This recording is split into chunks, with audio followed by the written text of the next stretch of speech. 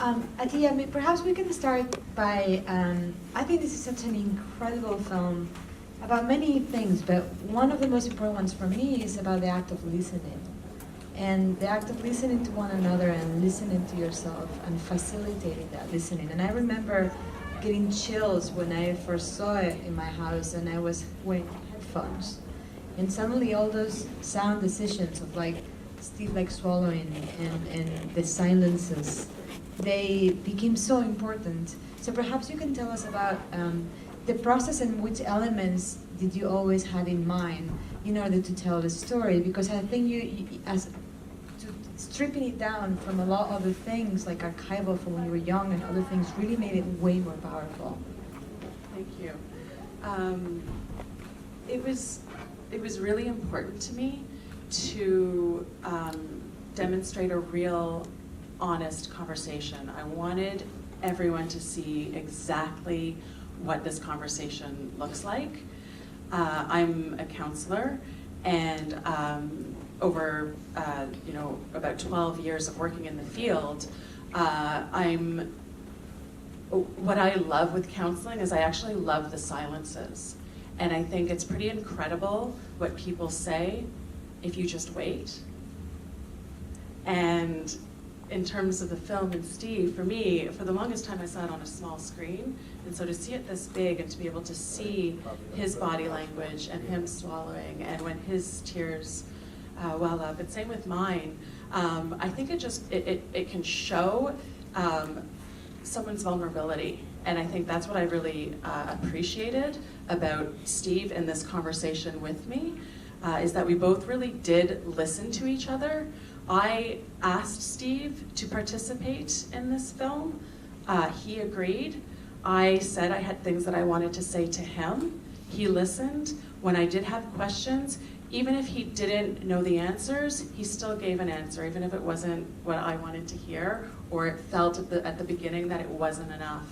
And I feel like Todd can talk a little bit more about listening as well, since he's a therapist. Yeah, and also Todd, if you could talk about what's your standard procedure of this kind of therapies or this kind of approaches to having conversations about these issues. If what we see on the screen is what you usually do, or right. So this is a common conversation for me. It's uncommon for it to, of course, be on film. And that's part of the disorienting piece for myself. It's just that I've been having these conversations for 20 years with people in different combinations. And it's like therapy, the enterprise of therapy.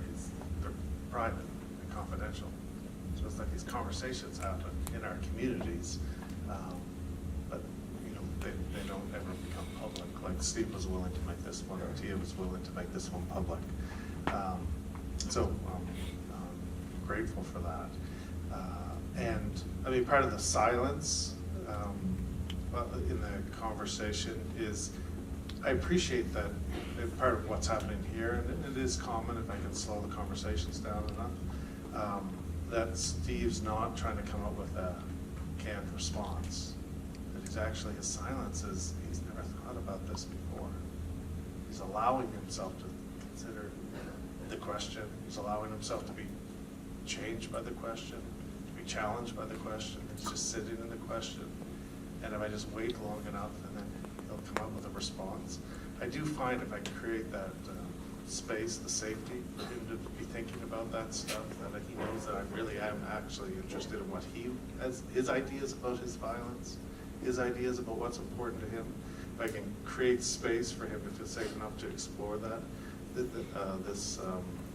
this conversation is familiar too.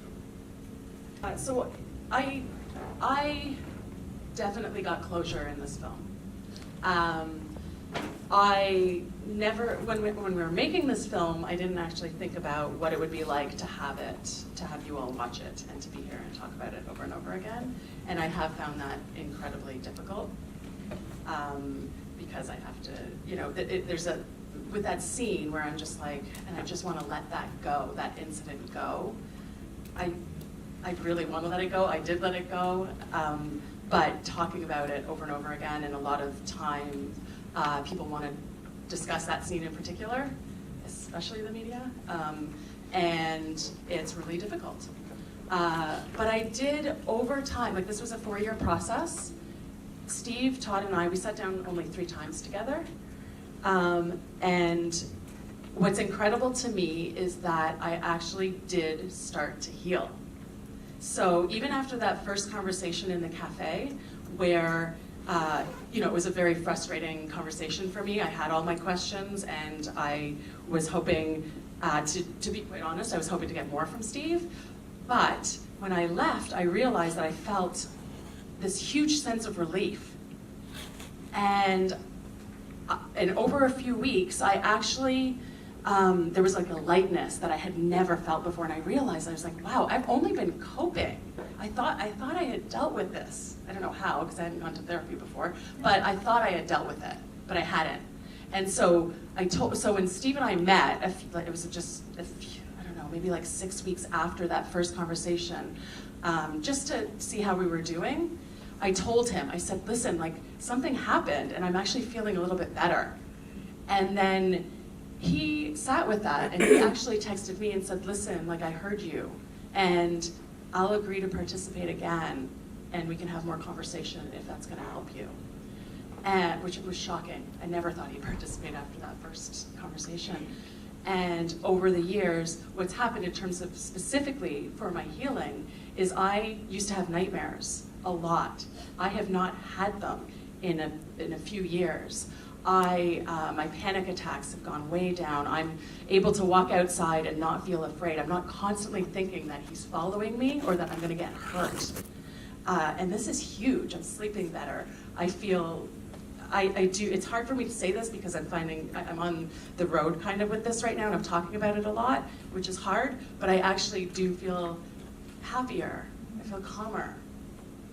I'm doing such a bad job right now. I'm overly, like I panic. And the truth is like when my son Elliot, the moment he was born, and actually Susanna, who's back there, was with me when he was born. But my first thought, because I thought I was having a girl based on nothing, and my first thought was that when they said, here's Elliot, it's a boy, I thought, please, Elliot, don't hurt anybody. And that's incredibly sad. And however, I educate him. As a family, we talk about domestic violence, but I do worry because I know that even when we're parenting and we're trying to do the right thing, we're trying to say the right things, there's a whole world around us, right? That's just filled with really hard messages for boys, and that scares me. And the truth is that so many of us know people who are experiencing violence and domestic violence, which means the truth is that we also know people who are using it, right? They're the people we care for. And so there's just a bit in me that's just like, I don't know, I'm trying my best, but he rolls his eyes when I start talking.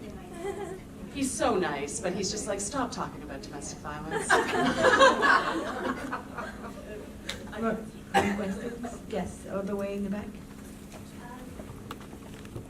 What if you went back to your school and back to the street and you realized that everyone communicating about what was happening and no one did anything?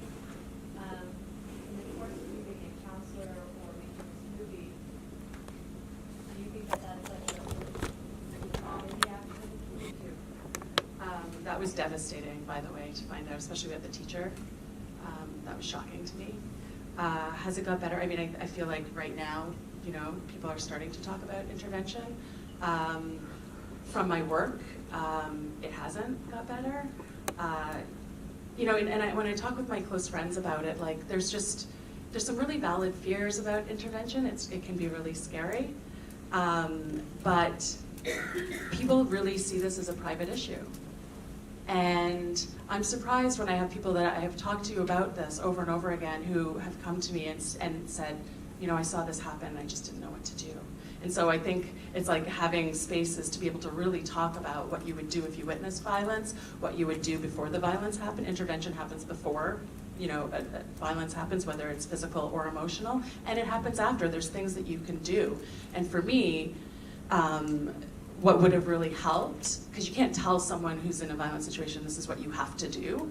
But you can be supportive and say, when you need something, I am here for you, I care for you, I see you, I notice that you're hurt, I notice the bruises on you, I'm so sorry you're going through this. When you need me, I am here. And you may have to say that hundreds of times to a friend that might be in a relationship long-term where there's violence. But that would have been important if my teacher had even just acknowledged that she had noticed the bruises on me. Would have made a difference. Because when people saw it, I know that people witnessed it. I knew that, and when they didn't, it really reinforced the idea that I deserved it. So if anything, if the one thing I can tell you to do is to just say something before or after if you don't feel safe intervening when it's happening. In terms of schools, I would like Steph to say a really quick word about some of our materials that we're working on. Yeah, so we, the Ontario Secondary School Teachers Federation has been a long time supporter of this project. They're the largest secondary school teachers union in Canada. And we're working with them to pilot a high school learning kit that uses the film to get students talking about intimate partner violence and about different ways that they can intervene, about what justice means to them personally, and other subjects that are relevant to the film. So the teachers who we're working with in the pilot group are rolling out that kit this year, and based on the feedback that we get from them, we'll be revising the kit and making it available to any educator who wants to use the film with their students. So that'll be later in 2018, and please come and talk to me if you want to know more about that. Anyone wants to see you? Yeah, right there in the back.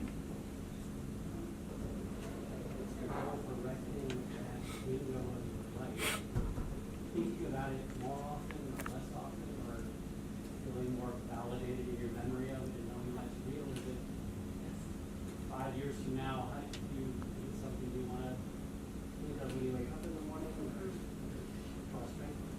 It used to be something that I thought of all the time, but in terms of the trauma and my fear, constantly living in fear. And my goal, like when I first started this, my goal was just to sit down with Steve, have the conversation, film it, and then use that conversation as a tool for therapists. Like that was a smaller goal. And then I realized, actually, I'm starting to heal, and so let's go through this. And then it was like, oh, now Steve's saying that this is actually helpful for him, and it just grew. And so I hope eventually to take some distance from this and see what that feels like. Because like I said before, I haven't had that opportunity to step back since the film's been done.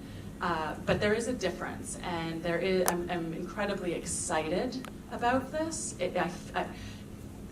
The great thing, I think, about sitting down with Steve, especially going back to Ottawa, to the places where he hurt me and standing there, you know, I've had a lot of nightmares about being in those physical spaces and being back in that time. To go back with him and stand there and have a conversation where I feel completely safe seems to have flipped, what's the word?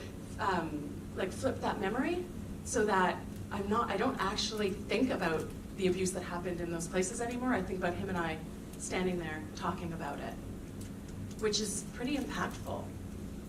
Yeah. So something else that I think happens with the filmmaking process, and perhaps in this one even more, because we hear the story of you in the past. There's the you when these things were going on.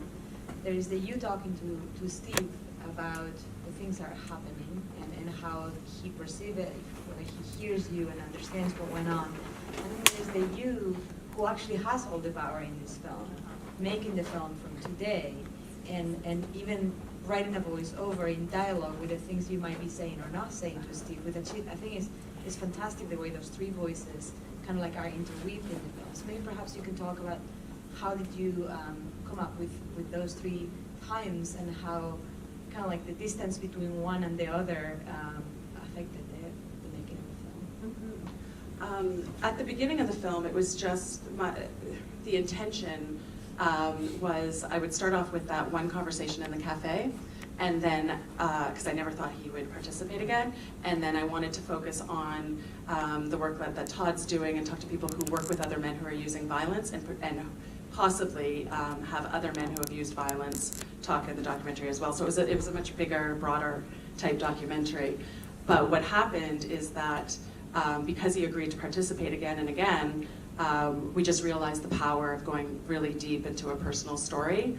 And I did not want to be the focus of this film, but I knew the power of the story, and because I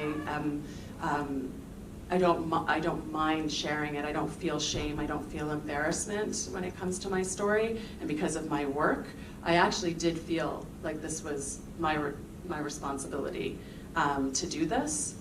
And in terms of the narration, it was a really, really long and hard process, even though there's not a lot of narration in it. But we realized that there were certain things that were missing, that were key in terms of my thoughts, that you don't see when I'm talking with Steve. And a lot of people have said that some people have said that I seem very controlled sometimes in terms of how I'm talking to him, which is true. A narration was the way for me to kind of say things that I, in a weird way, the narration's to him, and it's some of the stuff that I didn't get to say to him in the film because I actually didn't feel comfortable yet going to those places. So that's why that came in. Christine, do you want to say anything about that process? Nope, you're okay. Also, Iris is here, and I think there is a fantastic way that we get to feel a little bit of what you're going through, because we spend a lot of time with your gaze, the way that you're gazing at each other.